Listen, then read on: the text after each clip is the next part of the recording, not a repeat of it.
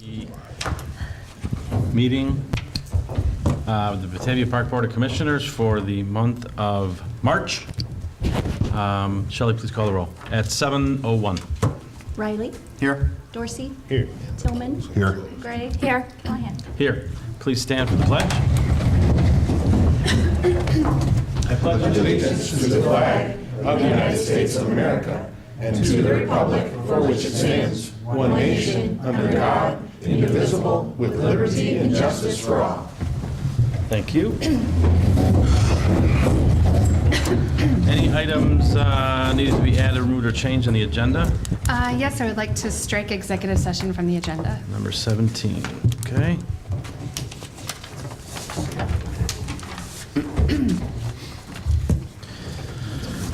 Motion to, anything else? Nope. Do you want to move 15? Or do you want to leave 15 where it's at? That's really your call on time. All right, let's move 15 to just after the consent agenda. Okay. All right, so those two modifications. Do I have a motion to approve the agenda as amended? So moved. Second. Motion by Tillman, second by Dorsey. Any further discussion? All those in favor, signify by saying aye. Aye. Opposed, motion carries. All right, so item number 5 on the agenda is the consent agenda. So I would entertain a motion to establish the consent agenda as follows. Approval of the meeting minutes of the regular board meeting of February 20th. Approval of the executive session minutes of the same.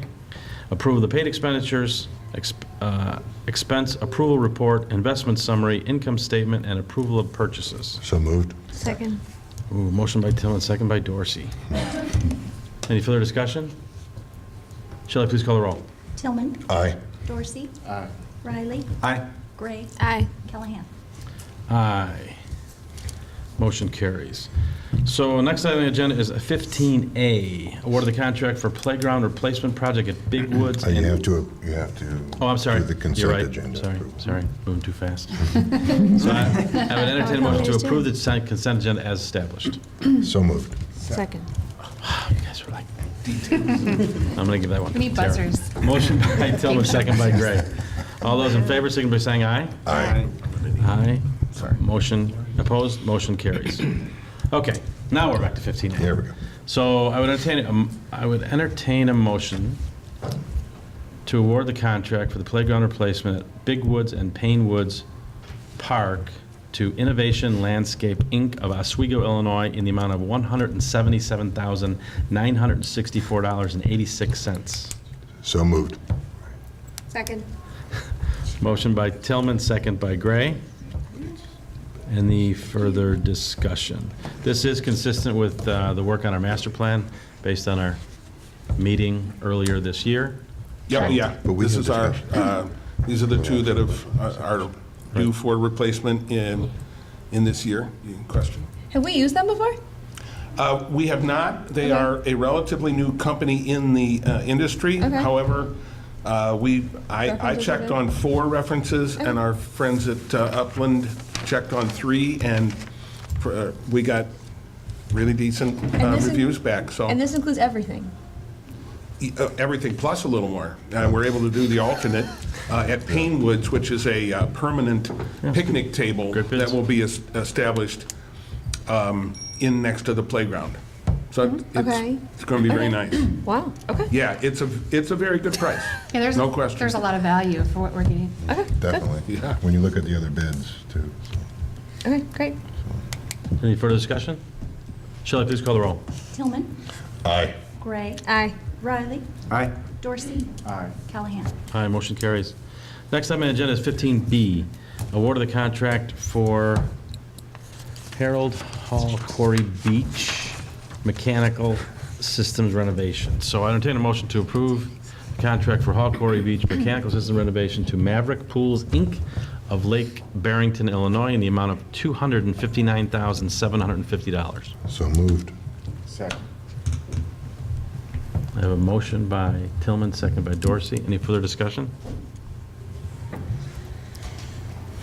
Hearing none, please call the roll. Tillman. Aye. Dorsey. Aye. Riley. Aye. Gray. Aye. Callahan. Aye, motion carries. And I do want to mention, first of all, thank you for approving that on the client and the customer end, they may see better water clarity at the quarry as a result.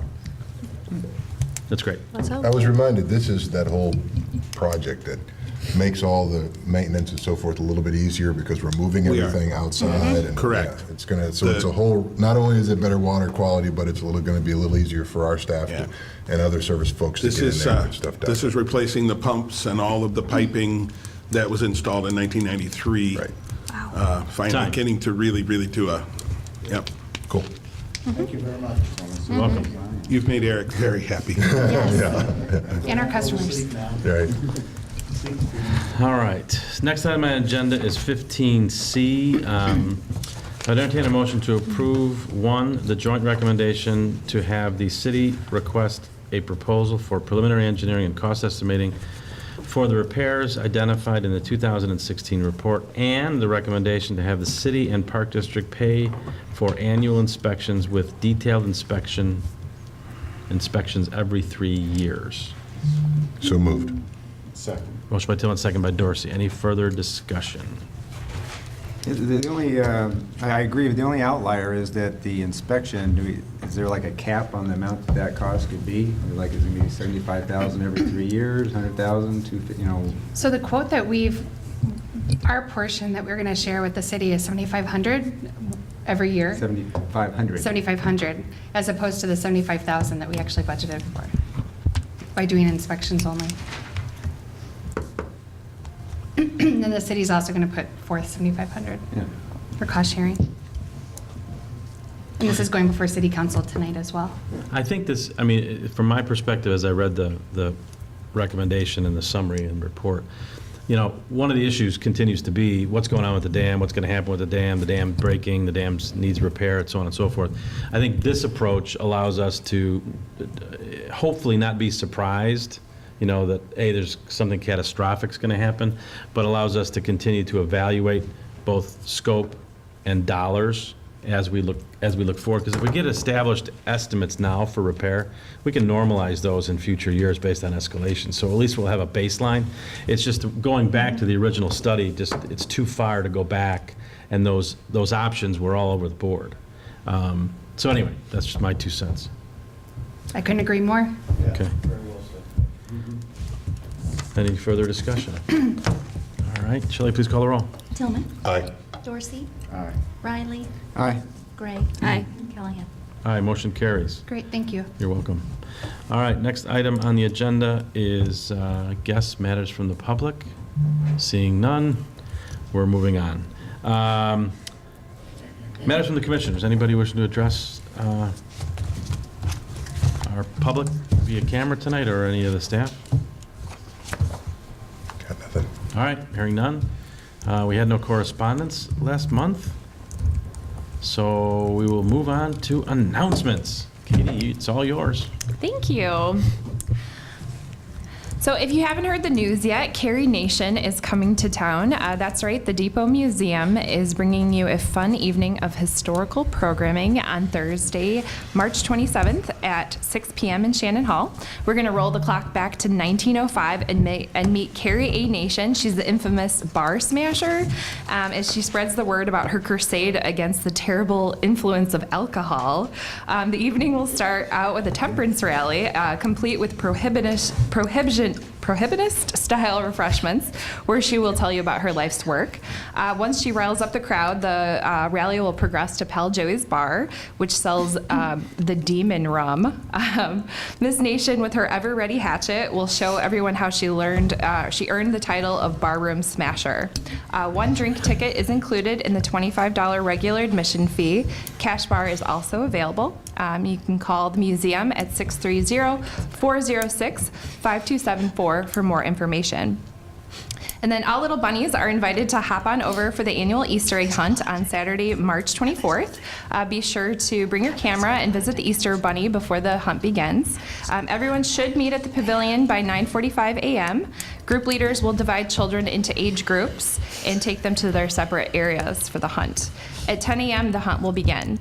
And also, don't forget to bring a basket to hold all your goodies. And also, in the spirit of the event, participants are asked to bring a non-perishable food item or paper product to be donated to the Batavia Food Pantry.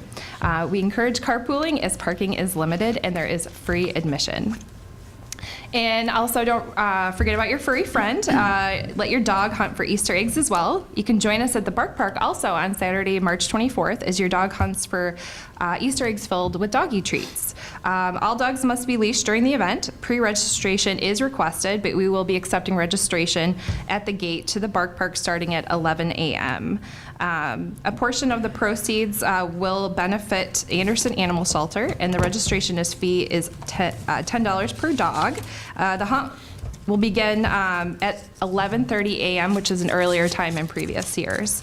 And this event is brought to you in cooperation with Rover.com and Batavia Animal Clinic.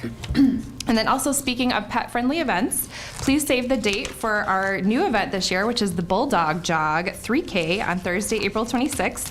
We're going to be hosting a scenic and fun walk and run with the Bulldogs Unleashed Public Art Fundraising Group at 6 p.m. at West Main Community Park. And the first 50 participants are going to be receiving a special gift from the Park District. And so if you're looking for more information about any of these events, you can always visit our website, which is bataviaparks.org, or give us a call at 630-879-5235. Thank you. Thanks, Katie. All right, next item on the agenda is staff reports. So we'll start with any staff updates. Sure, I'm actually going to kick off with introducing our new Director of Community Recreation, Mr. Steve Galambiewski. Okay, nice to meet you. G. Okay, nice to meet you. Probably the first time it's ever happened. That was to make those of you at home watching this meeting feel a little bit better, just in case you happen to mispronounce it too. It's a gift and a curse. We'll call you Stevie G, how about that? That's fine. And Steve hailed from the Westmont Park District as their Superintendent of Recreation, and he's been in the IPRA's Young Professional of the Year. That was at least 3 years ago, so we were all in attendance for that. We remember him up on the main stage, just like our Kevin Riley was at one point. So without further ado, I'd like to introduce Steve. And Steve, anything you'd like to say to the board? Yeah, just very excited. Thank you guys for the opportunity. I've only been here for a week and change, but I already feel like there's a great camaraderie. Even if they're faking it, but they're really good at faking it. So, met a lot of the staff. Staff's great. Just right away, I knew from the first time I stepped in the door this was the right decision, and look forward to bringing a good positive energy and some good things to the already great Park District. Thank you. Welcome. Welcome. Great. Aaron. I got to go to an IMET annual investors meeting this morning. I know. And I missed it. Jealous. I missed it. Amazing. He was probably I had locked it on my in. calendar. Something came up and I missed it. No, good things are happening there. They're doing a great job safeguarding our assets. We do expect to see a slight increase in the First Farmers repo litigation from 47% recovery to 57% recovery. No guarantees on timing of that distribution, but positive movement, and the attorneys seem to be pretty happy. Also, the auditors are hard at work right now, making sure everything's looking good. Very happy with that. Cell phones, computers, and monitors were rolled out this past month to employees per our budget. And also, ACA tax reporting compliance was completed. Thank you. Excellent. You know, he has the fun work done. Right. I did not go to that meeting. Unfortunately, I couldn't attend. This month, I had the guys in the shop update our picnic rental audit for 2017. We also included a 5-year chart that showed what the average rentals have been. Big Woods has been leading the pack by a significant number, but Engstrom is making a comeback. And I think with the new playground and the space net and, with the zip line, Engstrom's back in the lead again by 1 for 2017. So We like to personify the parks as if though they're in competition with one another. Yeah, right. well, we kind of do that, But on a whole, I'm also pleased to announce that picnic rentals are on an increase in general, which is great because we have awesome pavilions and we have a great picnic package. So I encourage anybody, if you're thinking about it, check out on our website, go for a tour of the park, see what amenities are available, or stop in the main office and sign up for a picnic rental. It's very affordable and it's a lot of fun. Thank you. Thank you. I go? All right, we just recently had our dance recital. We had 125 dancers and 575 tickets, which is actually the most we've had. Just wanted to send out a thank you to all the amazing dance staff. There are 115 students registered for the 2018-2019 New Horizons preschool. Our Young's 3 and 3Ms is full to date. The Daddy-Daughter Dance had 608 participants. In 2017, they had 615, so very close. I'll segue off your rentals. Our birthday rentals are up. Last year we had 4 at this time. This year we have 8, so rentals across the board are doing well. And we just wrapped up our basketball program on the 17th, gearing up for the summer and just overall looking at programs. Great. Great. So we're very excited in the marketing department. This year we're actually going to be replacing our beloved Quarry mascot, Chuck the Duck. He is getting a facelift. He is from 2001 or 2003, so we're very excited to be introducing a new sort of refreshed Chuck the Duck this year. So we will be rolling him out before the quarry opens on May 26th. So we're very excited about that. And then something that we've been planning for many years is marketing staff is actually going to be visiting Action Printing in Fond du Lac, Wisconsin, which prints our quarterly brochure. This is something we've wanted to do for many years. We finally made it happen this year. And our plan is actually we're going to visit right when our summer brochure is on the press. And so we're actually going to get a tour of their print warehouse, as well as get some promotional video of our summer brochure, sort of like on the press going through the machine. We're also going to interview some of the people behind the scenes that help make our brochure happen. And so we're going to do this sort of in line with the promotion of our summer brochure, which is coming out April 23rd. So really excited about that. And then we also are conducting phone interviews this week for not only our summer marketing intern, but also for the vacancy we have in the front office, which we're looking forward to replacing this month, probably making an offer in the next couple of weeks for both of those positions. So, Super. yeah, thank you. I'm glad you mentioned the video when you go up there because I'm enjoying those on the Facebook series Oh, of videos. videos. Yeah. So. Yeah, it's definitely our goal to do as much more videos as we can. I actually just proofed a really wonderful video featuring Eric Locker that is going to be coming out very soon, so stay tuned. So for Come those on, of you Eric, out you know there you're that fantastic. follow us on social media, be sure to also visit our YouTube channel. We've got 2 wonderful new series. One is called Get to Know, where you get to know some of our programs, our facilities, our instructors, our staff a little bit better. And then we also have a series called Unlocking the Vault, which features some of the artifacts that are at the Depot Museum, but then also in storage. So definitely check out both of those sites. That's it. Great, thank you. Thank you. Anyone else? Board, any comments on staff reports? All right, next item on the agenda is the executive director's report. All right, I just have to snag the clicker. All right.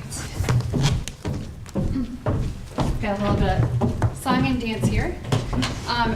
So as you know, a lot of my report is also a reflection of staff because a lot of my work plan goals are married to theirs. So there you'll get to see some of the fruits of the labor that we talked about. So here's the dance recital. All actually from ages 16 and under. And we did have a sellout event at the BFAC, and that's unheard of to really sell out that facility for a dance recital.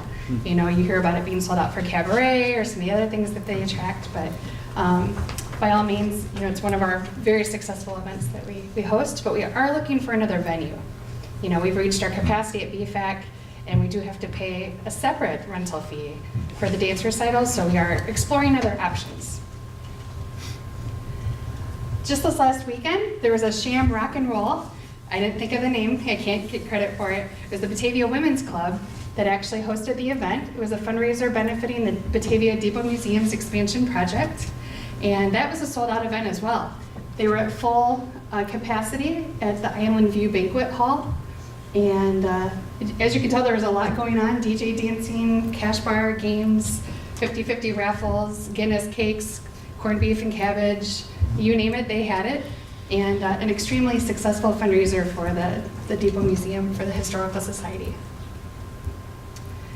Also, the same day, because we like to pack as much as we can into our weekends for our public, we had the Victory Garden, which was a seed swap at the Depot Museum. So there were gardeners that came down and they had gardening tools, they brought extra seeds, experienced gardeners teaching fresh off the street gardeners how to have a green thumb. So that was a neat event brought to you by the Depot Museum. Carrie Nation, you heard a little bit about it from Katie's announcements, and here she is. We're really excited. Again, the Depot Museum has been doing more recreational programming, and kudos to Jennifer Putsier, our new Depot Museum director, for leading that charge. But this should be a great event where we start off at the Temperance Rally at Shannon Hall. Everybody will get riled up, and the prohibitionists will get riled up, and then they'll storm down to Pal Joey's. She's going to smash up the bar at Pal Joey's. It's all part of the role play, don't worry. For those of you at home, don't try it. And sure enough, the Demon Rum Drink will be for everyone at Pal Joey's if you sign up for this event. So feel free to sign up. 630-879-5235 is all you have to do to call. So this is an infographic showing the benefits of walking 30 minutes a day. But the reason why I'm showing it to the board tonight is to stress the importance of having a graphic designer on staff and how wonderful it is at our disposal that we have such talent in social media and with graphic design. So this was a handmade infographic, started from scratch, and the graphic designer is part-time, but she does full-time work in a part-time capacity. So again, I wanted to thank the park board for approving the staffing plan so we can continue to hire talented staff such as this. I thought that was like, I saw that on Kathy's page, I think. I thought that was a forward from something else. Mm-hmm. Oh, cool. Awesome. Yeah. This is our New Horizons preschool program. We just had our open house not too long ago, and we are accepting registrations. So if your neighbors, your friends, family looking for a preschool in town, New Horizons is the way to go. You can tell our marketing department likes to have different images, not just post smiley faces, but it's great to have a little variety up there. Also, we mentioned our YouTube channel. So this is just a snapshot of what you can expect if you were to go to our YouTube page. So you can see the Get to Know program, where we do like a deep dive on staff, or we do a deep dive on specific programs. We also have the Park Bench, just a lot of interviewing as well on site. But Unlocking the Vault seems to be the most popular right now, because it's educational and it's historical. A lot of great information that people can sink their teeth into. So we do need more subscribers. We're working on that. So if you haven't already, because we can see who you are at home, make sure you click the subscribe button, and then this will be delivered to your laptop. The Depot Museum was featured on WGN News not too long ago. The funny story is that the WGN helicopter was the traffic helicopter, was doing their 5 o'clock p.m. or maybe it was the noon rush hour report, and they saw the Depot Museum from up above and decided to check it out. And they actually on the spot did an ambush interview of Chris Winter at the Depot Museum. So it worked out beautifully, and we have it on our Facebook page if you'd like to check it out. But I wish I could say that it was something that we'd planned months in advance, but it actually worked out beautifully and seamlessly to do it on the spot. Less nerves if you're thrown into the thrust of it, and you don't have too much time to think about it. So, but I highly recommend you check it out if you haven't already. And as we mentioned, oh, you might see a familiar face up there. That's you, Kevin. We have our doggy egg hunt and our Easter egg hunt. Because again, we like to pack as much as we can for the public in one day. So you can bring the kids out at 10 a.m., actually 9:45 a.m. for those of you at home. Don't come at 10, the eggs will be gone. The event actually starts at 10 and it's literally done at 10:01. So get there early, get there at 9:30 so you can play in the park and then walk. It's all at West Main Community Park, and the doggy egg hunt is later that day, so you can, if you want to drop the kids off, you want to take the pooch, or you want to bring both. We have strollers and people with pets at the same time. So, but it is right in alignment with our mission to offer innovative programming. Hence the doggy egg hunt, and this is another infographic or another design that our graphic designer has done in-house.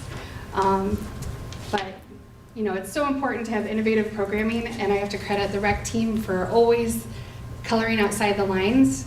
And we have an inclusive, I know we have Fox Valley Special Recreation here tonight. We do offer an inclusive egg hunt for those that are in wheelchairs. At West Main, we actually put eggs along the tennis courts for easy surface for people so they can glide in and glide out. So, so yeah, I just want to invite everybody watching at home to head on out this weekend. And that is a wrap. Terrific. Thank you. Any questions for Allison? All right, next item on the agenda is presentations. So tonight we have Austin Dempsey with us and Steve Vasilian to talk about the Flag Day Memorial. So you're welcome to come up. Yeah. We had occasion at our special board meeting to review some additional information, and we had a little board discussion, and I appreciate you taking the time to provide some additional resources for us to look at. So great, and I have copies for a few people. If anybody needs one, let me know and I'll get them to you. But I have to Oh, let yeah, you- they've got copies. Okay, perfect. I want you to know, Allison, you now have 20 subscribers on your YouTube channel. Thank you. Because I am very much looking forward to seeing a 1905 period woman wielding a hand axe in Pal Joey's. That sounds pretty awesome. So, thank you guys for giving me an opportunity to come out tonight. Again, this is, I know you've seen me before. Steve Vasilian is the architect who helped design the monument that we're attempting to try to locate somewhere downtown. Again, just a 30-second bio on it. This is an initiative that came out of the Batavia 4th of July Fireworks Initiative to celebrate Dr. Bernard Scrand, who was a Batavia resident and who was successfully able to get President Woodrow Wilson, petition President Woodrow Wilson to recognize June 14th as Flag Day. So that's a very proud thing. I mean, Batavia's got such a rich history, and I'm sure if we went into the vault, there's probably something there from Dr. Scrand as well. So this is an opportunity for us to really try to create something that's going to be real inclusive of our local history as well as national history. The idea is to create a monument site and a little plaza around it, which you guys have in your drawings there. The location's bounced around a bit, but today we are able to present to you this concept rendering here, which doesn't impact, to our best knowledge and through the city's GIS program, any city utilities, as well as doesn't have us have to relocate the windmill circle and redo the traffic over there, which was what the original presentation was the last time I was here. So what I'd look for tonight is just kind of a straw poll, show of hands, however we want to do it, that there would be some support in us working with the city of Batavia to create a three-party agreement. And the city of Batavia has volunteered to allow the city's attorney to be the key author of that document, so we can put that together and then bring it forward to hopefully kick this monument off. The idea would be to dedicate the monument on June 14th, 2020, which happens to be Flag Day in 2020 and works out to be a weekend. So I know I've presented before. I don't need to go through all the detail unless you'd like me to. I just have a couple of questions. Yeah. So I know this thing has, the scale of it seems to have shrunk a little bit. So what are we looking at here graphically? Okay. So you're looking at a 50-foot in diameter radius circle around a center flagpole.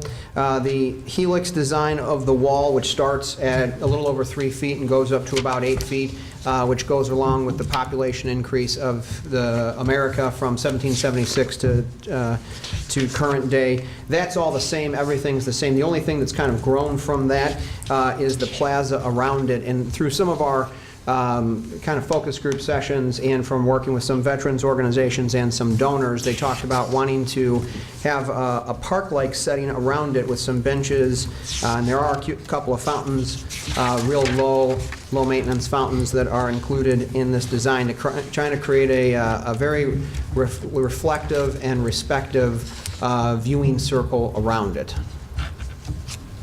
So the dark circle is 50 feet? Yeah, the dark circle radius, and Steve, jump in if I'm wrong, is 50 feet in total diameter, 40 feet with inside the wall. The helix shape of the monument is 40 feet, and there is 40 feet. There's a 6-foot walkway around it, and then the 12-foot plaza. Okay. Yeah. So it's 40 feet, not 50, the diameter? The helix is 40. By the time you add that, there's a little walkway around the outside of the helix. But that's flat. That's flat. Okay, Yes. gotcha. Yeah, if you look a couple pages in, you can see kind of a good view that looks a little bit like this. It shows kind of a monument marker that's going to kind of define what the community and the tourists and the school groups and everybody's going to see when they come to it. It gives you a good perspective. It is all flat with the exception of the wall, the benches, the fountains, and some trees. And this was the location that the city So council reviewed? Yep, the city council reviewed this. They approved it and directed us to go back to staff. They do like this location. It was a little different than what was shown before. We were talking about doing something that was going to move the monument a little bit more center and get rid of the traffic kind of roundabout. But upon review from the fire department, getting fire vehicles to operate and quickly move around that further north on that property wasn't an option. So back to the drawing board, it bounced around a few locations, came back here, and we feel it's a great fit to complement the park setting that we have right here in our downtown Riverwalk campus. Okay. So, again, this is a presentation tonight, so we don't have an action item to take. So I guess at this point, I would just take a poll of the board to see what their feelings are based on this location and our discussions Tuesday night. You want to kick it off? Well, I appreciate the fact that it's smaller. I've really never liked taking away green space in our most popular park. I've always been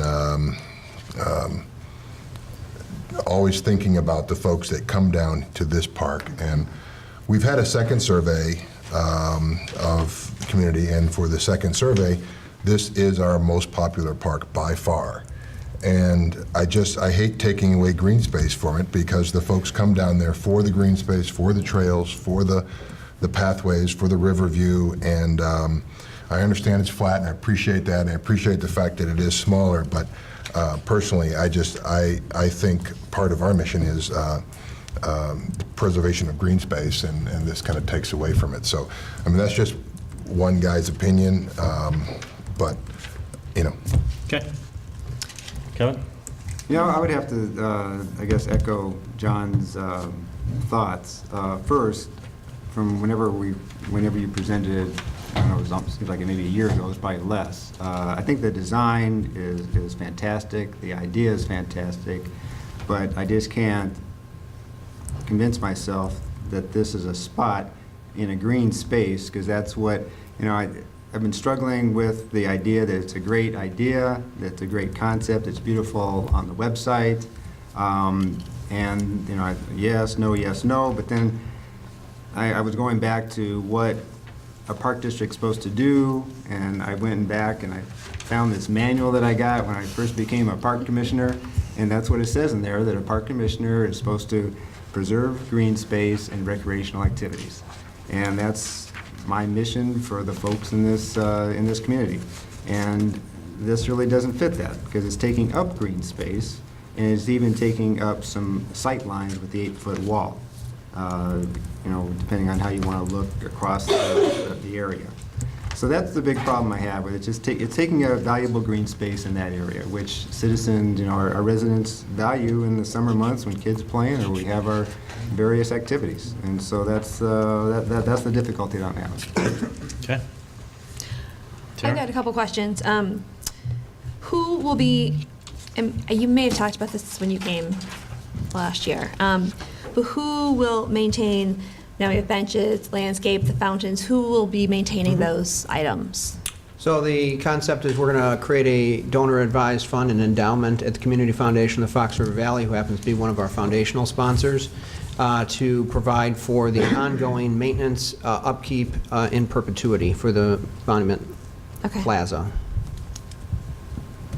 Okay, and my other question was, so how long will construction take, and how would that impact the parking lot and stuff?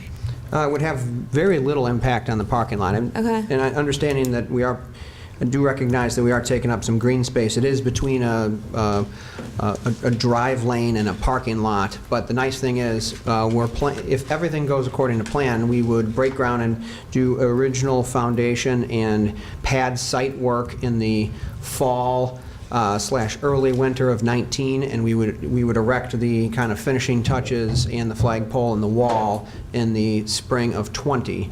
That way we can have the project ready to go and dedicated on June 14th, 2020. Okay. Okay, thank you. Tom? So the overall diameter of this circle is going to be about 72 feet. Is that what's agreed upon? So it would be 40 feet on the inside. Then you're saying an additional 10 feet when you include the actual monument itself, as well as the outside path lane, which is 6 feet. And then you said there's an additional 12 feet outside of that circle, the dark circle, which is not exactly part of the monument. Mm-hmm. So I'm on the fence overall about the project. I like where you're headed with it. I like the fact that it kind of highlights something that's important to Batavia's history. However, part of me feels like it's a moment in time. With the population growth, the wall can't increase, but our population is going to continue to grow. Do you have kind of like a solution for new moments that take place or population growth or anything like that? Because this will stop at 2018, right? So how are you going to deal with any kind of updates that need to happen to the monument or anything like that? Yeah, there have been significant conversations about what does Phase 2 look like, and this is a good moment in time to celebrate the fact that we as a nation, small but promising beginnings to look where we've come today, that every generation, no matter what the challenges are, they face adversity, and every generation of Americans has risen to the occasion of conquering that adversity and moving this country forward together. This is a testament to the legacy of our national pride. There's a lot of concepts for Phase 2. We don't have anything specifically geared towards to unveil to the public as far as Phase 2, but I certainly think that this hits on the undercurrent of what we were attempting to try to do, and that was really to create a national monument, national caliber monument right here in downtown Batavia that's going to bring in significant tourists, significant school groups, and significant national interest, celebrating something that Batavia should brag more about, and that's the fact that one of our prominent residents was able to successfully petition the President of the United States to create this event for Flag Day. So this is a testament to the hundreds of years and the hundreds of millions of Americans who have come before us, and a good testament to show that no matter what adversity comes in the future, that each generation has risen to the occasion. So even if it stays like this in its original form for a period of time, the message is clear.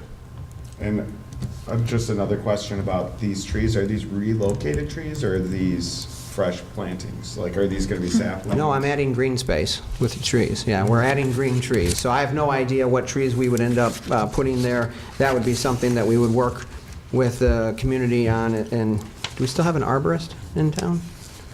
We have access to arborists. Yeah, access to an arborist. So we'd probably try to come up with some tree species that would be native and fare well in the area. And then I'll do one last question. How long do you think construction would take, and how would it impact the park itself? Not the parking lots or anything like that, but the actual park itself, Peg Bond, because it's right next to Peg Bond. Yeah, the goal was to have phase 1 of construction happen after the active Peg Bond season. There's a lot of construction activity that can happen in the fall. So phase 1 to be done with that, and phase 2 to be done as quickly as we can in the spring, early summer.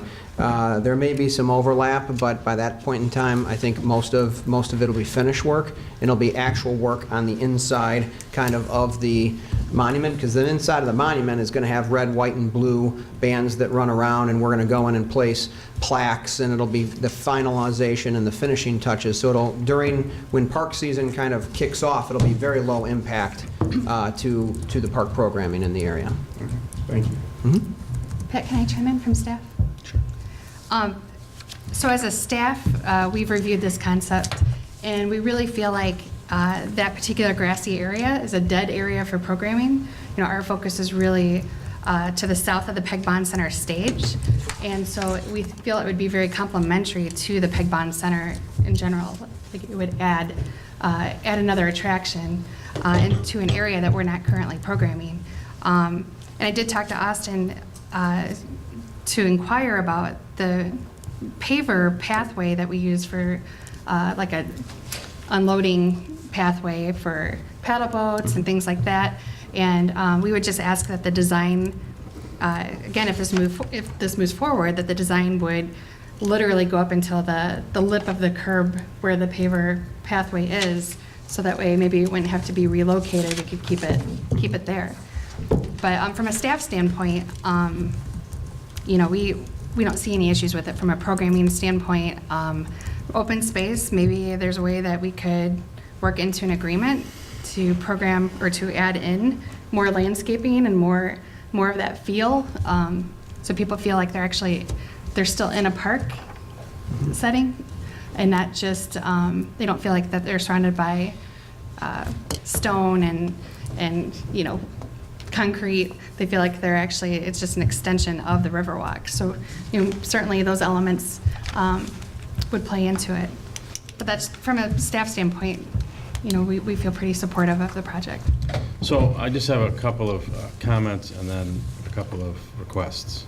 So I still think that the better spot would be closer to the river, actually along the Riverwalk, because I think it has more presence, but that seems to be somewhat water under the bridge. I don't think this is a bad location. I could support this location. I think that, you know, we're trying to do a lot in a very small footprint. And we want everything wants to be prominent. We want the Peg Bond Center to be prominent. We want this to be prominent. You know, we want the area where people gather to be prominent. We want the fountain to be prominent. It's like not everything can be prominent, right? So what I would ask is a little more detail on dimensions, drawings, those kind of things, much of which you probably already just have to assemble, and materials and layout, because I share Kevin's concern and John's concern insofar as I think green space could be more integrated into this around the perimeter, right, as opposed to a spaceship that just lands and is kind of this entity, this thing unto itself. But I think that part of the other mission is that as a park board, we're in the business of creating spaces for people to gather. And typically that's flat spaces for public. I just want to make sure that both its placement, orientation, you know, that we don't leave, you know, in this plan, we kind of leave an orphan of green space that sits on the other side of the monument, that we just take a little care. And I realize this was put together fast, and I appreciate it because it's clear that it fits, but with a little more work and some more detail on, you know, paver materials, landscape materials, those kind of things, I think it would be helpful for us to have a little more refinement, even if it's just in in a single plan, just a little more identification along with some dimensions and things that would give us some ability for me to poll the board and kind of work with that between now and our next meeting. Okay. I'd like to ask a question to both John and to Kevin, who stated the primary goal of the Park District is to add green space. And I'm taking a very literal interpretation of green space. When you added the Peg-Bound Center and the Riverwalk, those aren't green spaces. Those are buildings and tremendous amounts of paved area, but obviously is a tremendous asset to the city and to the area that increases activity. And I don't see how the space that's being taken by the monument is really any different. There's going to be activities and programs that are associated with that. We see this as something that is going to bring school groups and veterans groups and create programs that occur. And if you look at the overall size of the monument, it's not as large as that light color ring around the paver. So to me, it's really a continuation of the same concept. It's very much program oriented if you allow yourself to take a less of a strict literal view of green space only. Well, I wasn't taking a strict view of green space. And I don't want to get into debate, but to Pat's point, gathering places like the Peg-Bound Center serves a huge service to not just the town, but to our district. So when that's added and expanded, it offered so many different opportunities for different types of programming and activities that will center there for the district and for our constituents.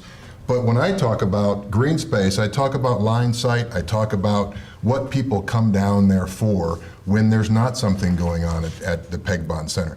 And the Peg-Bound Center, again, has countless numbers of activities that can go on year-round. Everything from a warming house to a rental space that we're not talking about with green space. There was a huge purpose for that and its expansion. This is a destination, and a destination for a select few. And again, this is my opinion, in that year-round programming probably isn't going to be near the same as some of the activities we have at the Peg-Bound Center and even the other green spaces there. And when folks come down to the Riverwalk, they come down to walk along the river, and they come down to see the green space and the natural vegetation. There's been great care in preserving the natural plants and growth along the river, along the riverfront, along the depot, so that folks can appreciate that. There was a massive project even to redo the walkway all the way back to the I'm losing the word, the gazebo and all that back there. So a lot of folks go back there for line of sight. I've seen pictures all up and down Facebook and social media about the green space that's there. And so it's not just a matter of this is programming space that we don't necessarily use. It's a lot of the line sight will be taken away and taken up by, marble and stone. And when folks come in and they see more marble and stone rather where there used to be grass, there used to be some place where they can walk, that disturbs folks. And that's what I was saying about green space. It wasn't necessarily a literal just grass, because we could say the same thing when we put a gazebo or a pavilion up in a park. That's taking their green space, but there's a purpose for that serves that park. And same with Peg-Bound Center. There's a massive purpose for why that's there and all the brick and so forth around there for that particular park. So it wasn't necessarily just a literal, my opinion wasn't necessarily just a literal now, again, I'm not 100% against this project in general. I agree with Pat, there's probably better places for it. I just hate the fact that there's going to be a lot of folks who don't want more construction done here. They want to see less. I mean, there'd be a lot of folks that would like to see to your point, there'd be a lot of folks to see a lot of the brick that's there taken away and replaced with more green space. So you know, I just think that we can be more careful in where we place some of the monuments and things that we want to build out of marble and stone. I'll just be a little briefer. Yeah, sorry. And I agree with much of what John says. You know, with the Peg Bond Center, I guess I see the difference there is that it flows into green space. You know, to the concert, and then people sit out in the grass when the concerts, and or else we have our the Windy Little City Fest. City Fest. There's a tent there, and people can gather listening to the folks in the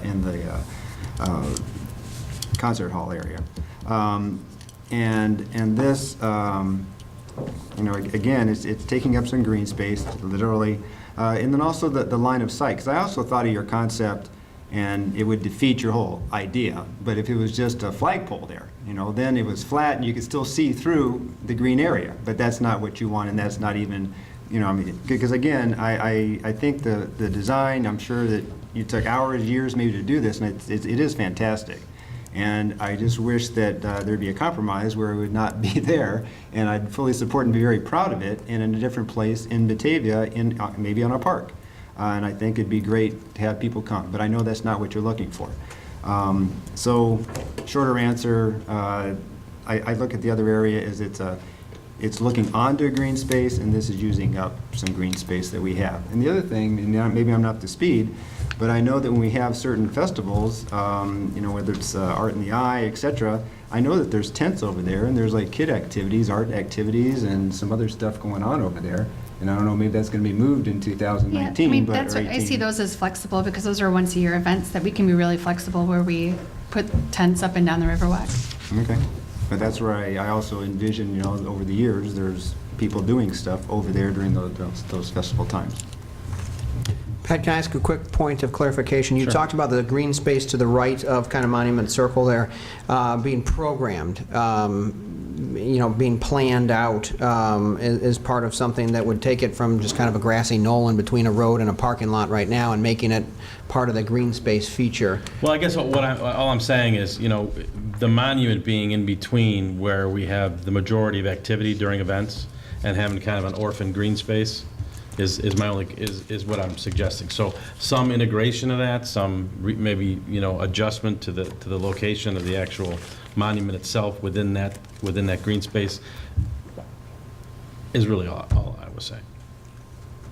I don't know that I have an answer tonight. Okay, yeah. But hopefully you have enough information to be able to help us out with getting some more detail so that we can have some more dialogue. Okay. Yeah, Question for, the way this is oriented, maybe this, you know, I know it was done quick, and thanks for doing this, because otherwise I wouldn't be able to concept, you know, what the size is. But what would be the higher, you know, you're going from 3 feet to 8 feet. What, are you looking for the 8-foot size on the southeast or north? Does it make a difference? It does. If you look at you can see the white shape of Yeah. the monument, and it forms kind of a C. And the opening in the C is aligned with that, the green space toward the southwest. Right. Figuring that that's where most visitors would approach it. So we wanted to have an approach that was inviting and welcoming. The directory is there, the initial benches are there, so that would lead people into the monument. The lower portion of the monument is to the left. Okay. The left-hand part of the C, the high part is to the right. Okay, thanks. A couple pages in, there's a few renderings that give it a little bit of perspective. And, you know, there's, you know, with the current design, it's impossible to open up sight lines straight through. I do understand what you're saying is that, you know, somebody sitting out there enjoying one of the concerts or any of the programming at Peg Bond is going to look across, and right now they're going to see that green area, they're going to see the road, and then they're going to see the prairie grass and the windmills. And, you know, somebody, in theory, June 15th, 2020, if this is the location that it goes, would be sitting there at a concert, and they'd look across, and they'd still see the windmills, because, again, the windmills are going to be up, but they probably wouldn't see the prairie grass in the street, they'd see the monument. So we will endeavor to attempt to work with some juxtaposition of positioning on here to try not to have an orphan green, kind of just green space over there. That makes a lot of sense. And work with our architect. One more question. In talking about where the low and the high spot is, would it make a difference to you and make it more amenable if instead of it rising clockwise, which is the way it was designed, and just reflecting that most of the way we move around circles is clockwise, you know, in terms of like, you know, the face of a clock, you know, it goes in a clockwise direction. If it was flipped the other way to go counterclockwise, I don't think it would significantly impact our storytelling, and it would put the low part of the wall, the lower part, facing the predominant green area, and the higher part actually kind of screening the service road that passes by the north. But it would also block the river view. Actually, I think its orientation is probably... It's fine. And Would the board like kind of a landscape plan? Is that really what you're looking for? To add more? Well, I guess my comment was, you know, we've been dealing with this monument kind of at that outer circle is like the edge of the monument, like we fell off the face of the earth, right? I guess all I'm saying is, now that it has been placed, what does that look like adjacent to it? And can there be some green space integrated into it without having, you know, a complete ring of pavers? Can there be some plantings? Can there be some integration to that green space? Is all I'm suggesting. I just think it could look more integrated as opposed to kind of this thing onto itself, based on everything else that's already around it. I just have one point, I'm sorry, just one point, it'll be real brief. Just to a point that came up. Not all green space needs to be programmed. A lot of it is just space, and people just like space. We're spending a lot of money creating literally just space that we have no plans to do anything with. And so there's a lot of folks that like just space. So dead space for programming, 100% agree.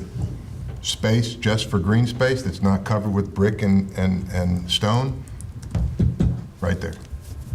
Is there anything that we're going to do that's going to make it acceptable to you?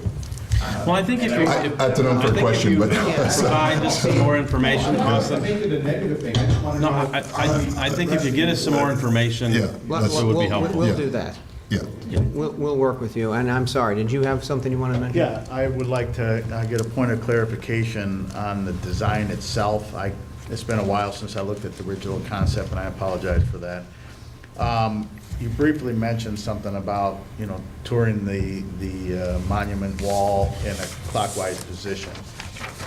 Is that what's mandating the outer walkway, not the dark circle, the light circle walkway where the ring is to be in the circular design?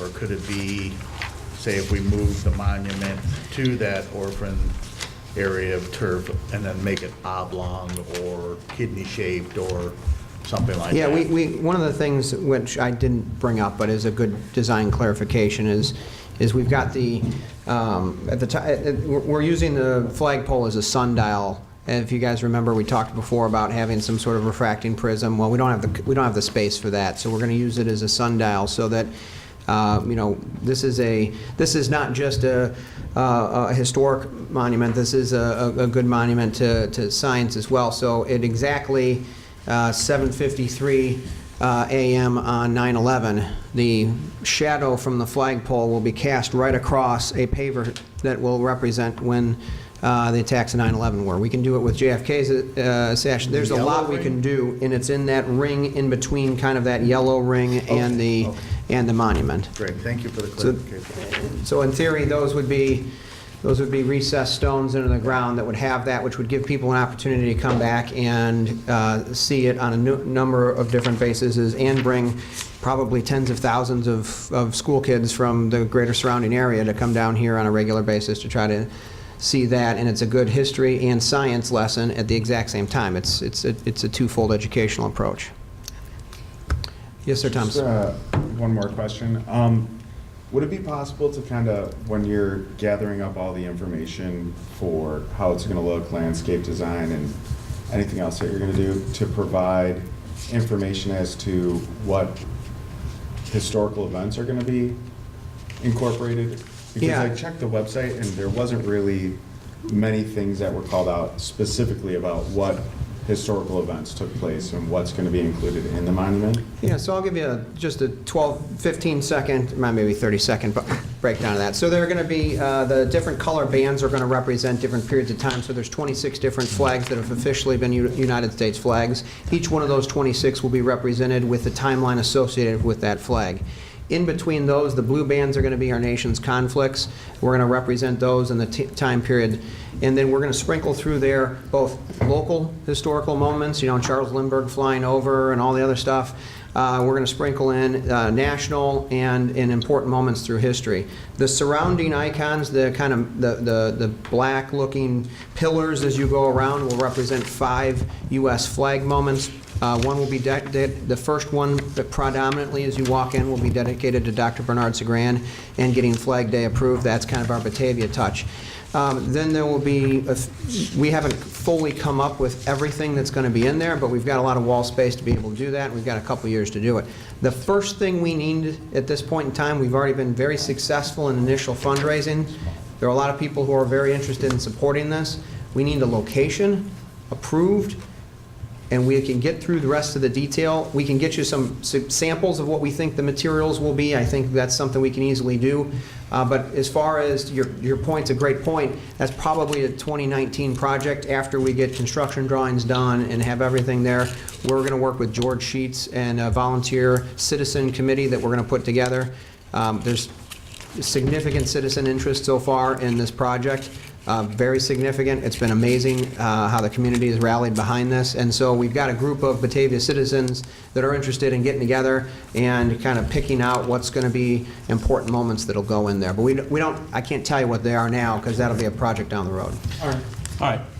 Well, I think we've given you some feedback. Yep. And again, I think it would be really helpful if we had kind of a concise with some of the detail that I requested, Austin, and then we can circulate that around the board. And then again, we can pull the board with some more detail and then get back to you. So from a timing perspective, we'll endeavor to get everything to you as quickly as we can so you're prepared for the Well, next we meeting. have 30 days to our next board meeting, so Right. I'd like to try to do it in between. Yep. Send it around the board, maybe do a telephone poll or something. But if you could get that, I'd be happy to take on the yoke to Electronically. contact. Do an electronic vote. And then Pat, would you say that the South Riverwalk Plaza is a great example of the integration of green with Well, I mean, design space? Yeah, but that was a completely different concept. So, I can appreciate all the elements that go along with it. I don't know that most people will appreciate or understand or be able to really get all the detail that's gone into the various rings, et cetera. They'll see the pieces, they'll understand, with the explanation. But I just think that with your insights based on today's discussions, I think we can come up with something that at least we... We're talking about putting some significant technology in there with QR coding in the plaques to get more details on it. Sure. Virtual tours, podcasts. I mean, when we But do, Steve's not going to be standing out there for the next 20 years explaining exactly Yeah. how he came up with this design. but he's going to have a great podcast. That's a great yeah. Well, and if we can get the Depot Museum expansion underway too, the interactive wall that we plan on having at inside the museum can also explain or send people to the location and hopefully vice versa. Well, certainly the fact that, one of the key points for all of us involved in this organization, it's made up of citizens. It's volunteers, only citizens from Aurora to Elgin. We have one of the 2 Congressional Medal of Honor recipients that is currently alive in Illinois, Alan Lynch, who's also on our board. We all figured, this location, the fact we wanted it in Batavia because of the important Batavia prominence, and we figured it made sense for this to be prominently displayed. And with the museum expansion and all the cool things and programming that you guys are doing, I mean, this is going to bring tens of thousands of visitors to downtown Batavia and hopefully to go visit a Welcome Center. Great. Thank you very much. Thanks very much. Appreciate it. Thank you. Okay, appreciate that. Thanks for coming out tonight, Austin and Steve. All right, next on the agenda is Fox Valley Special Rec update. Carolyn, great to see you. Thanks for coming out. Well, thanks for having me back. It's been a while, and it's good to be here. Had a busy year since we've been here. And if I don't mess this up, let's see. Trying to give a highlight of the last year. So we're looking at little things that have happened late in 16, all of 17, and a little bit now into 2018. And we call it our 2017 in review. Just for anybody that may be new, our mission is to enrich the lives of people with disabilities through the collaboration with our member agencies, which is one of you, and our 6 others, as well as our community partners. Did I skip? No, I didn't. Okay. In 2016, we officially rolled out a 5-year strategic plan, and the board approved it in July of 16. And since then, we have had quarterly updates presented to the board in the last 5 different dates identified there on the screen. Our most recent one was covered through October through December of 2017 and presented to the board in January of 18. This is kind of a real encapsulation of the plan, and I know it's very hard to read, but right now we're focusing on the 2018 efforts of our plan. And some of the highlights is, you know, partnering. The partnership is a big theme in the overall, the strategic plan that we have. And in addition to that, we focus on programming, talent, and the operational excellence of the association. But this partnership continually surfaces itself throughout all of our different elements of the plan. One of the things that we're really trying to do, and I know we've embarked on that, and one of our examples was just this past week with your new Director of Leadership Services, Steve, is our member agency involvement and onboarding, helping all of the member agencies to be more familiar with what we're all about. We'd like to be able to say, and in the Fox Valley Special Recreation Association, all of our member agencies, that you could walk up to one of the guys that are working part-time for you, mowing the parks, and if somebody asked them a question about something with a need for people with disabilities, they'd be able to say, well, you know, there's Fox Valley Special Recreation Association that can help you here. And we've just started this onboarding training. We had our first one with Fox Valley Park District a couple of weeks ago, and it's coming slowly, and there's a lot of people to cover, but anytime a new person comes on, we'd like to be there to be able to share our story and let them know their involvement. We've been around for 41 years and people still don't know about us, and that just drives me crazy. But I understand it, but we need to work on different efforts to continually make that our awareness known. So in both our regular training programs, we want to be involved in helping the training opportunities that you present to the staff. And when you do that, also to maybe share those with us, because it's the partnership, and it doesn't just go one way. It's got to come both ways. So as we help inform you of what we're all about, we need to have a better understanding of what you're all about and how we can work that relationship forward.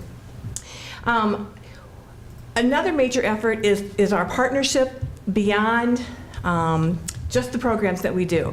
You know, I can hire a staff person who has a knowledge base of therapeutic recreation skills and how to work with people with disabilities. But I want them to teach a ballet class, and they have no idea how to do ballet.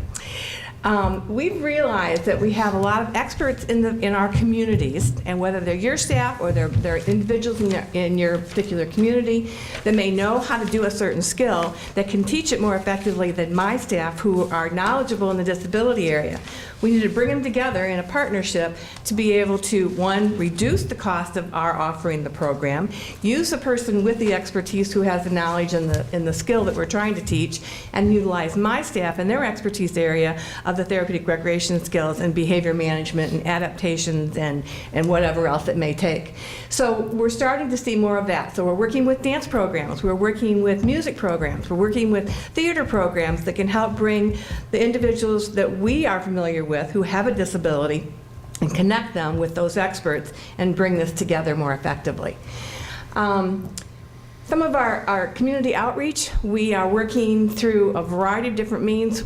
In last October, we worked with the Fox Valley Park District in offering what was a regional-wide disability resource fair at the Vaughn Center. And that will become probably more of an annual type of basis, but then we also want to be able to put things on our website to let families know what resources are out there in the community, going beyond just us and our member park districts, but some of the other resources that families who have individuals with special needs need to be aware of.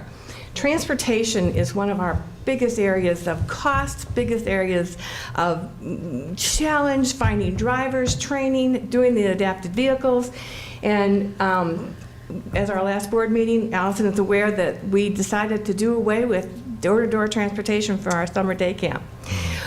We thought the walls would fall down because we've done it for probably 40 years. And the staff are working with those families who call up and say, what? What are you doing? How am I going to get my kid to camp?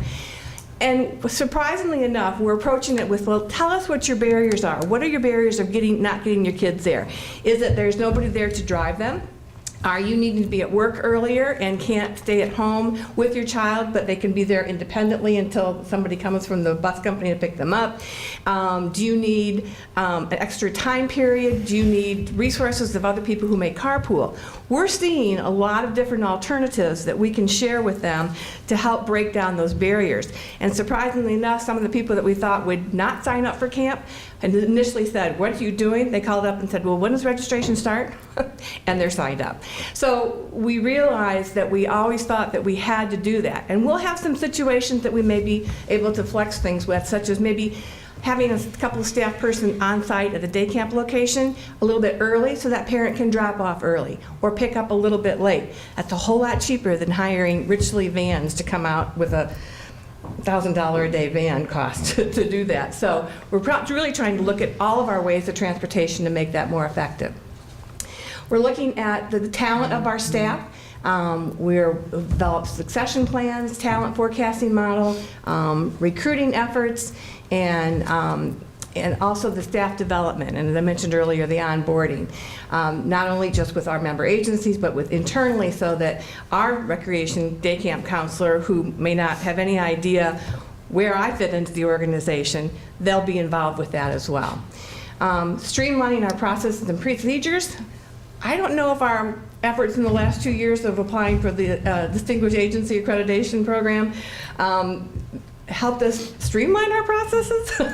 We certainly have defined a lot more of them and put them down on paper, and now are practicing them all more thoroughly, but we do want it to streamline a lot of our processes and become more efficient. Technology and working with a new financial system to make our reporting directly relate to our registration system. That's still underway. There's still little challenges with that, but we're getting closer to that. And then overall, our operational communications plan and making sure that we're getting that delivery of information to not only our staff members, our part-time workers, our volunteers, but most importantly to our participants and clients that we serve. So brief summary of the long-range plan. But our plan does take us out through to 2021. One of the highlights that happened within the last year, we introduced online registration. The program that we had before, we implemented with the agency the year I was pregnant with my daughter. My daughter is 21 this year. We used that program for 20 years. We might have been their only client. Fox Valley Special Rec might have been their only client. I think so. They may have had a couple of others. It was custom designed for us. It did work for us, but it didn't take us into online registration. So it was a major celebration last March when we actually went online with summer day camp registration. We went fully online in May of 2017 with summer. And we're still seeing about 40% website registration and 60% paper. And a lot of that comes in with our group homes who have to have the various funding and payment plans and things like that, and the other things that are really hard to put into the online registration. But we're working to ways to help, again, make that more efficient. Some of our major changes that happened in last year, and this was a major. We downsized our board of directors from 8 to 7, and that probably sounds really silly to all of you, but when we were an association of 4 park districts, every park district had 2 members, and the Fox Valley Park District had 3. So we had a lot of people on our board. And then when we added on Sugar Grove and Oswego and South Elgin, that was going to, each brought them on to 2 more people. So our board was suddenly getting bigger than, than half the population we served. We made an effort probably about, maybe it was about 8 years ago, to downsize and wanted to go to 1 representative from each district. Fox Valley Park District held out strong. They felt they were the largest. They felt our initial joint agreement established based on EAV how many representatives each district would get. And each district would get 1 more over a certain number of thousand of EAV. Well, if we kept following that policy when that joint agreement was initiated back in 1976, we would have probably had 150 people on our board right now. So that one went by the wayside. But the board did go down to 8 individuals giving Fox Valley Park District 2, but then this past year, the Fox Valley Park District came on board, and there's 1 representative from each of our member agencies, which makes it very nice. We've never ever had an issue where anyone was outweighed with their vote by having Fox Valley Park District with 2, but now it's just nice to have that all with one director from each agency.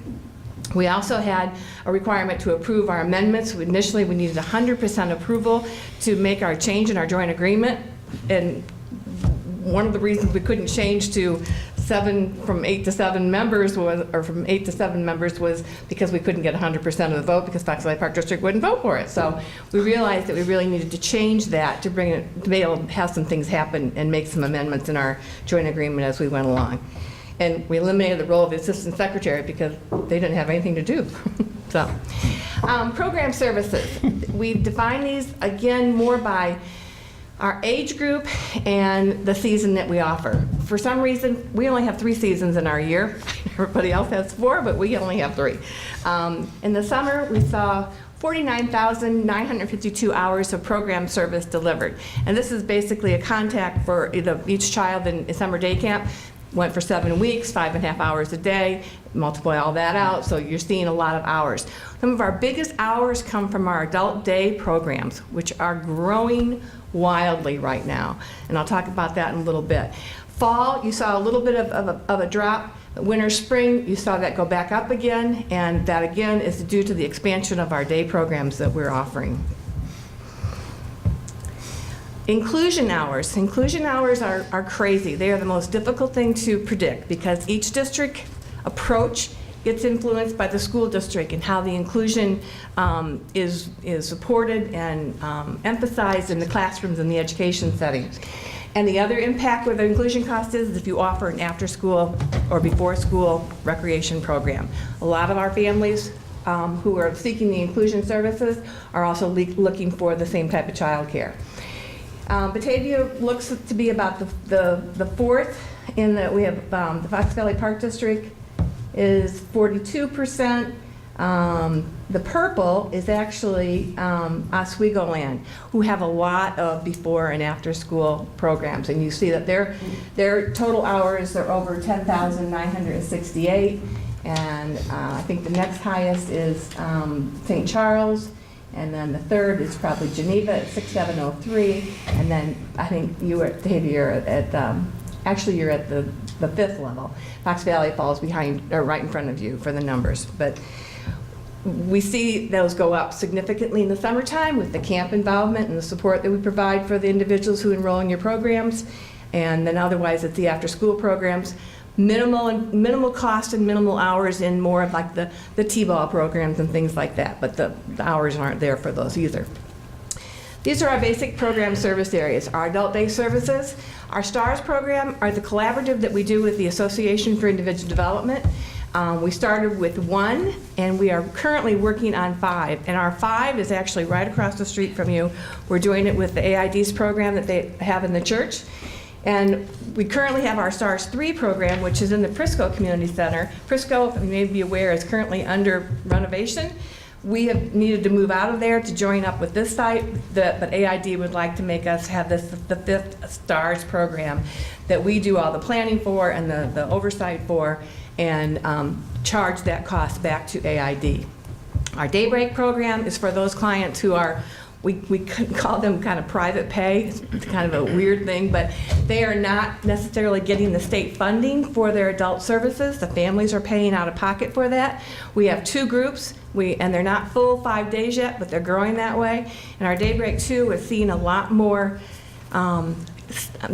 support needed for the individual. Physical needs, more daily living assistant needs. But these are people, they're adults over the age of 22 who are most likely not going to get any type of job. Their parents may still be working and need someplace for their child to go to. And these numbers are just growing. We meet with the transition programs from the various high schools in all of our districts, and Becky is doing an assessment on a regular basis with those people who they leave that special ed environment the day before they turn age 22. They're out the door. If it happens in September or it happens in March, that's when they leave the school program. General programs are everything from our cooking programs to our dance programs to Super Saturdays. Day camp, we'll have 5 different sites this summer. We did away with our adult side of day camp, which is now being absorbed into the Daybreak program, more effective and more cost efficient for us to offer that. Special Olympics is huge. We had 5 Special Olympic basketball teams this past weekend. One of the teams qualified to go downstate. They won gold and came back with winning all their games, and we're very excited. And they were probably the least talented team that we had, but they were the ones that qualified to get to downstate. Special events, trips and overnight, fitness, sports, individual lessons, and they go on and on. We had a couple of different major milestones and accomplishments over the last year. We did apply for the Illinois Distinguished Accredited Agency with IEPD and IPRA. Were acknowledged and accredited officially in November of 2017, and we appreciate the support that Allison and all the staff have provided, that through your efforts of having gone through it, were very, very helpful to us in doing that as well. We're just really glad it's over with right now. We also had our 4th year review for the Paderma Loss Control, and were awarded an accreditation again on that, an excellent level A with a score of 99.78, which I'm very proud to talk about. So, this is our 19th annual Day in the Park was last summer. We had 18 days of that program that had been effective, no problem with the weather. I mean, you were sat there and prayed that those clouds would move over. Last year it lightninged, it thundered, it did all kinds of horrible things. And we have almost like 1,200 people that we're trying to figure out what to do with at that point in time. This was right before the rains hit, before we put all the stations out there. And we sent people back to the buses, but we got them into Potawatomi, and we had a variety of revisions done for the day with our magician coming into their gym in there, and different classrooms opened up for face paintings and so forth. Wasn't quite the same day. We've gotten some alternative procedures in place for next year to avoid that last-minute craziness with the lightning. So you can just see some of the indoor things that happen there. I Can Bike, one of our favorite programs. We call it either I can lose the training wheels or lose 10 pounds.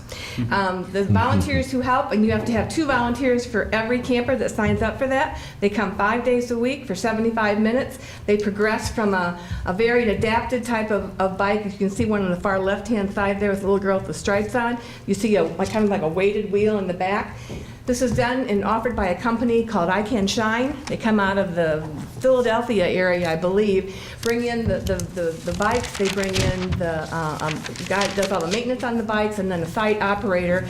And our staff help provide the daily supervision, and then we recruit many, many, many volunteers. It's great to get the cross-country teams from the high schools because they're used to running. We've done this in the tennis facility at the Vaughn for all the years that we've had the program. This year, we're actually moving it into the field house where it's air-conditioned, because we see a lot of behaviors and a lot of meltdowns happen because the kids are too hot and the tennis center is not air-conditioned. So we had full 40 person enrollment last year, which is our max, and we are looking for the same thing this year. Our annual recognition banquet was held last September at Piper's facility in Aurora. It's always the favorite time of the year for all of our participants, for dancing and award recognition for both participants, volunteers, staff. This is all of our team at that point in time. We don't often get them together for a shot, but that's our group. This is when we received the Distinguished Accredited Agency, which again, feeling pretty proud. Our foundation news. A year ago, well, actually last September, we hired Jamie Spiva as our full-time foundation manager, and what a difference that has made. The girl is wild. She is such a go-getter. She started on September 4th. Our Northern Nights event was held on November 17th. We increased sponsorship, we increased attendance, and that was losing 4 tables of people that we had had the previous year, and that's 10 people at a table, no, I'm sorry, 5 tables. 10 people at a table, we lost those. 2 of them happened to be our old business manager who brought 2 tables from her neighborhood, and they didn't come back, and then it was a variety of other ones. But we increased our attendance despite those people not coming back. We had a 45% increase in the revenue that we made over our 2016 event. So, she did pretty well their first year in about a 3-month time period.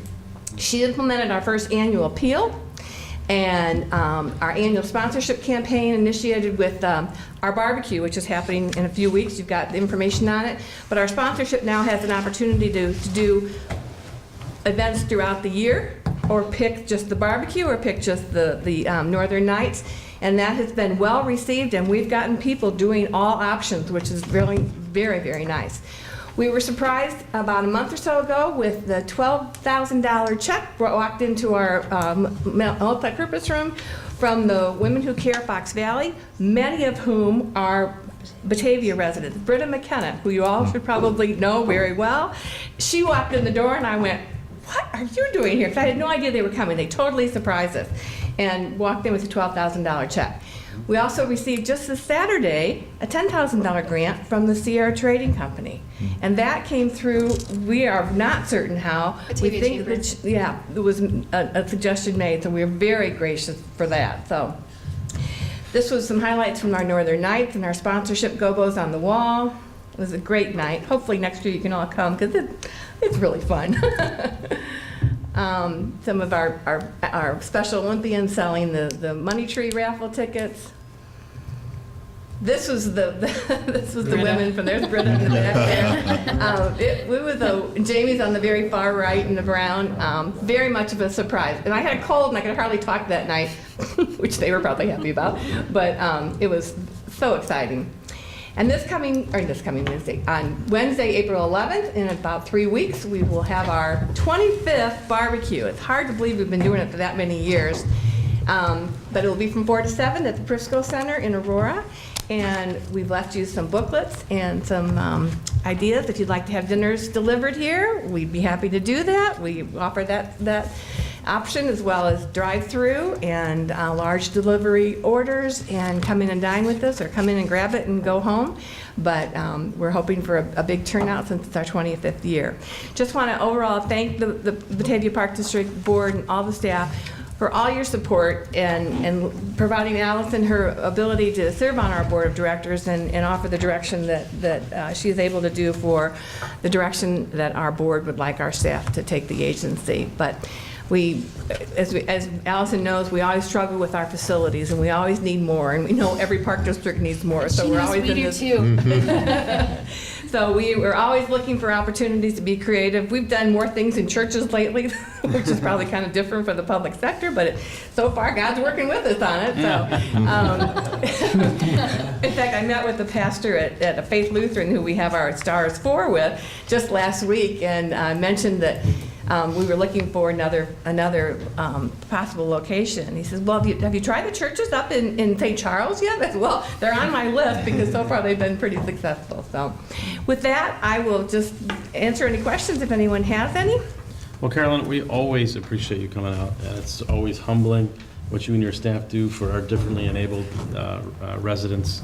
It's great. I mean, I can't say anything but great things about you. And you think that your outreach is small. I do a lot of work with special education cooperatives in the Northern Illinois region. They know who you are. Oh, well, that's nice. Sometimes it's good to be reassured that, but it seems like they need to know more. So, yeah, sure. We can always tell them more, but I want to thank you for coming out tonight. We always appreciate it. Thank you, and thank you for your support. Thank you. Thank you, Carolyn. Thank you.